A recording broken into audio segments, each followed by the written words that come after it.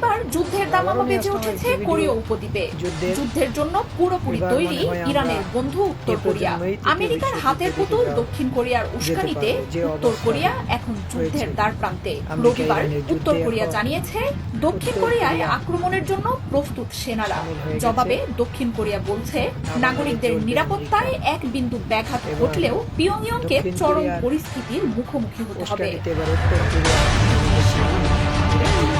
এর মধ্যেই শুক্রবার দেশটির সর্বোচ্চ নেতা কিম জং উনের বোন অভিযোগ করেন পিয়ংইয়ংয়ে দক্ষিণ কোরিয়ার ড্রোনের অনুপ্রবেশ ঘটছে। এসব ড্রোন ব্যবহার করে সরকার বিরোধী লিফলেট ছড়ানো হচ্ছে বলে জানান তিনি। দক্ষিণ কোরিয়ার এমন পদক্ষেপকে আত্মঘাতী বলেও জানান কিম ইয় জং। এরপরই উত্তর কোরিয়ার প্রতিরক্ষা মন্ত্রী নিজের বাহিনীকে যুদ্ধের জন্য তৈরি হওয়ার নির্দেশ দেন। সীমান্তে থাকা আর্টিলারি ও সেনা ইউনিটগুলোকে যে কোনো মুহূর্তে দক্ষিণ কোরিয়ায় গুলি চালানোর জন্য